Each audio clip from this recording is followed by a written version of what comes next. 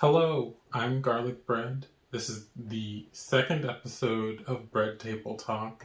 Just thought of the name after I recorded the first episode. We got things in order here, we got notes, and I will be reviewing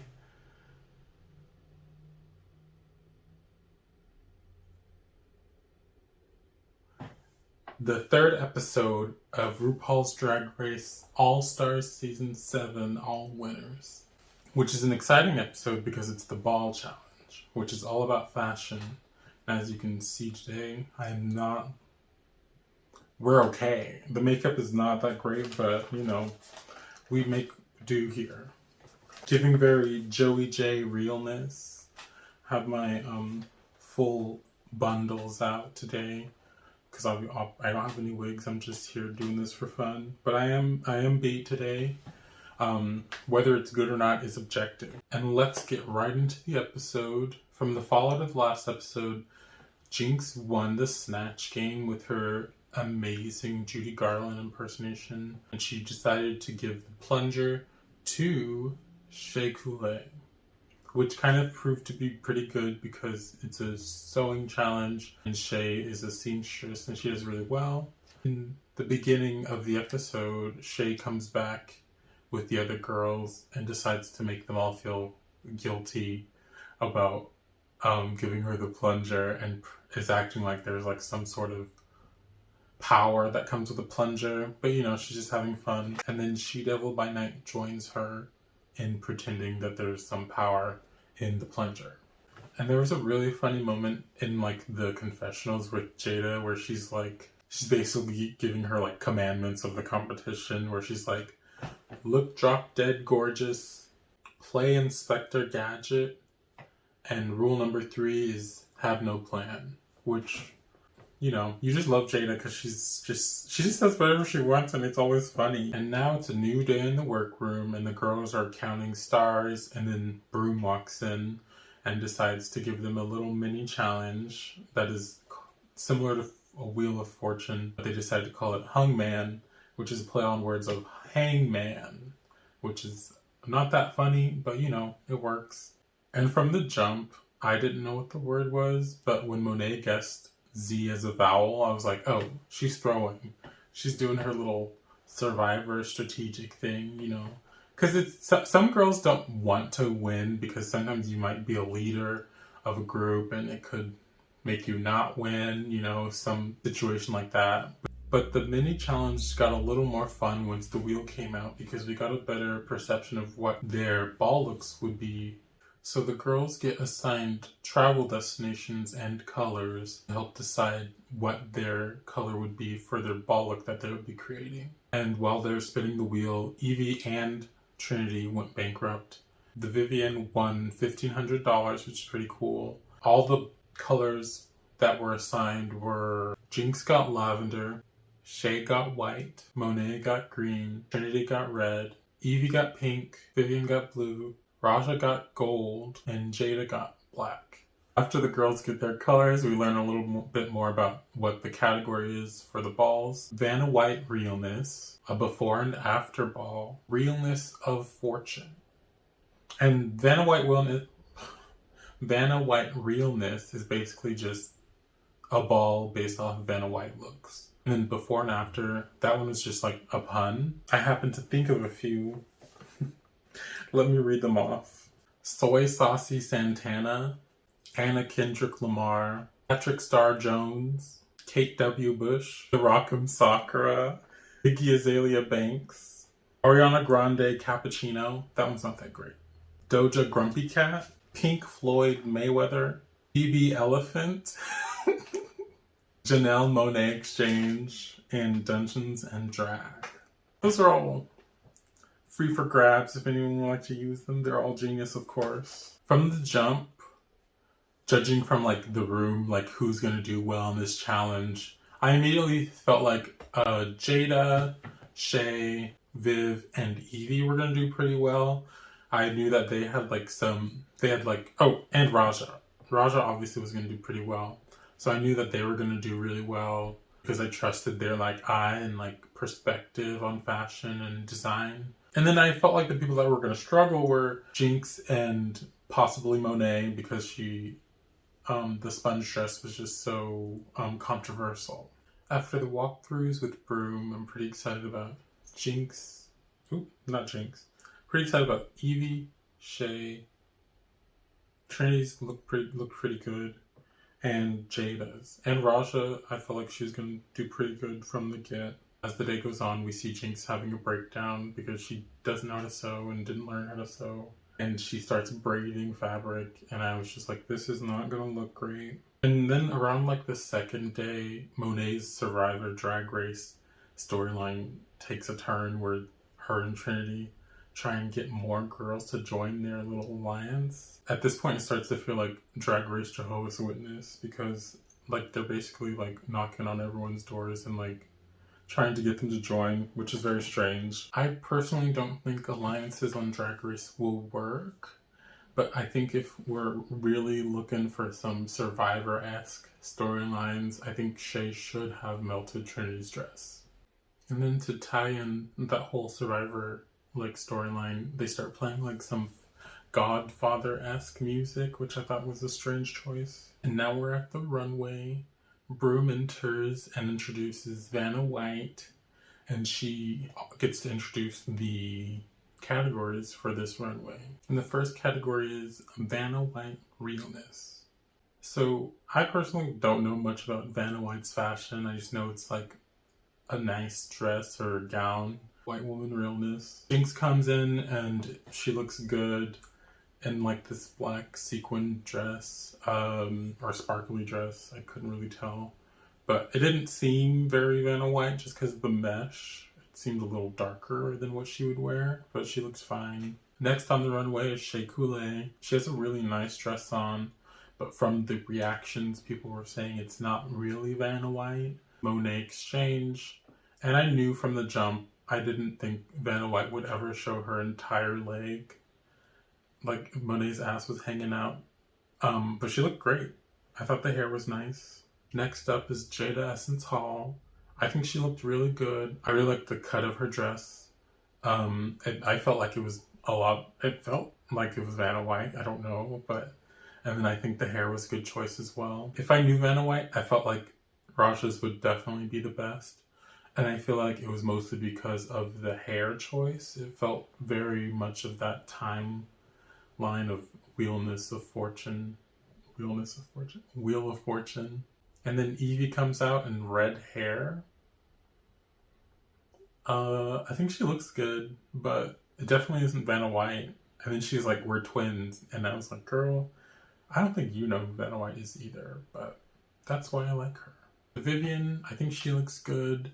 She does a dark root, which is a choice, but I think she looks good in that dress as well. I thought Trinity's look was really nice. I think the hair was correct. The dress looked heavy, but yeah, it looked pretty expensive and glamorous. I think she looked good. Next up is the before and after runway. This category, I felt like if I got it as like a runway category, I'd be a little confused, but I kind of got it as the girls were getting on. First up is Jinx Monsoon, and she's doing Whatever Happened to Baby Jane Fonda. I thought it was good. It was probably the funniest of the like before and afters. It was pretty spot on. I think it was like very clear what she was doing. It was the bows and the leotard. I think they all worked well together. Next up on the runway is Shea Coulee. She's in this gold tooth fairy look, which I think is a cool concept, but I feel like for it to work better, I think the dress should have been also gold and gilded, but I don't know if it would have worked for gold tooth fairy, but I still think it was like a good choice, or no, it wasn't the best choice, but it was a good look. And next up is Monet Exchange. She does her Bob the Drag Queen Elizabeth look, which I think this was also really funny. It was her iconic neon look and like a purse first with like her Queen Elizabeth garb, like what Queen Elizabeth would naturally wear, I guess. I think she looked really good. I think it was funny. It worked. She had the paint drip. It was a very strong look. And then we have Jada Essence Hall in her Bag Lady in Red look, which I think was really good. It was like a very strong look. Next up is Raja, and she does her best Olivia Newton-John Waters, which I feel like if this look was stronger, she could have won the challenge, but I still think she deserved to win regardless. The only thing she needed to do is just like a stronger pencil thin mustache, because I genuinely couldn't see it. Not at all. But she looked great. Next up is Evie Oddly in her Cardi B Arthur look, which I thought was also another funny one. I think with this challenge, you want to be funny, because I definitely would have done something that was funny. But I think she looks really good in this look. I mean, she made it herself, which is also really impressive. It had a reveal, which also works. I think like this runway was a really strong one. I really liked the wig, I liked the gold, and like the boob. Yeah, it was very strong. She quickly goes from like homely to like titties out, which is a nice, reveal. Next up is the Vivian and her Princess Diana Ross. I don't think it worked. Because it's like Diana Ross doesn't have blonde hair, but Princess Diana has blonde hair. It was just like it was a bad choice of mixing the two, and I didn't really care for it. And next up we have Trinity the Tuck in her Rupaul Charles II, and I also think this was a bad look. It was not good. I didn't like it. And for the main event, we have the looks that the girls created themselves. And first up, we have Jinx Monsoon in her lavender look, which was fine. I think she looked good, but it wasn't really show-stopping compared to like what's to come in this runway. I think the braids were not a highlight, but they were there. And you can definitely tell she got a lot of help from Trinity, which I'm sure she appreciated, but it just didn't really help much. But, it's fine. And next on the runway, we have Shea Coulee in her white look, which is like a bridal look that she chose to do. She has a nice, like, turban on with, like, a veil, and it's, like, a nice white dress. Bridal looks can be really cool, but I thought this was kind of underwhelming. But I thought it was obviously made very well. I think maybe it lacked a little concept. Maybe she could have done, like, some sort of bride, like a certain bride, I don't know, to make it just a step above everyone. And then next up we have Monet Exchange in her green look, which I personally really like. I feel like she had 3 good runways that were kind of under appreciated. They were all pretty good, and I like this green one with like the cutouts in the leg and the arms. It was very flowy, very disco. I think she looked good, especially in that red afro. I think it all worked together very well. And next up we have Jada Essence Hall in her very good black look. I think she looks really good. The only thing is I wasn't a fan of the shoulders, but other than that, I think the dress looked really nice. It was obviously like a silhouette she's familiar with, and she made everything from scratch. I mean, that was a challenge, but she did like boot covers, and like it was really good. I think she looked very good. We have Raja. Raja had my favorite look of the night in this huge gold shoulders and like collar, and it was like amazing. I think it was my favorite. It was definitely my favorite look of the night. It was just really visually stimulating to look at, and the way it like moved as she walked, I thought it was a perfect look. Next up, we have Evie Oddly in her pink punk look.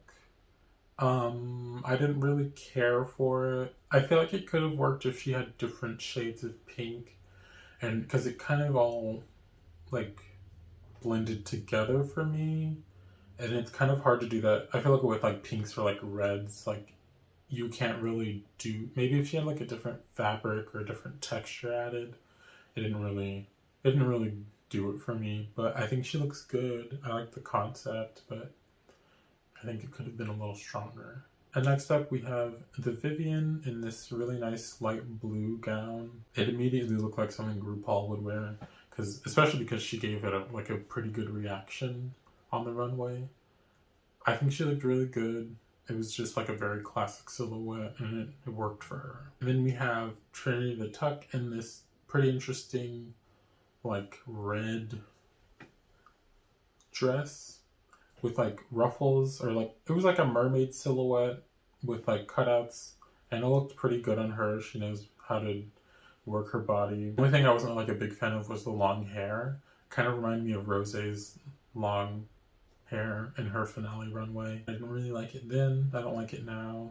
But she had a really nice superhero mask, which I think really worked, and like a whip or whatever you want to call it. But she looked pretty good. Personally, my tops were Jada and Raja. I feel like Raja had two really strong looks, and then Jada had strong looks throughout the board. I feel like they both looked the best to me. And after the deliberation, the judges decided to pick Jada and Trinity as the winners. Since Trinity and Jada won, they get one Legendary Legend star. And they lip sync to Green Light by Beyonce, which is a really good lip sync song. I love that song. I think Jada obviously won, like, down. She definitely beat Trinity.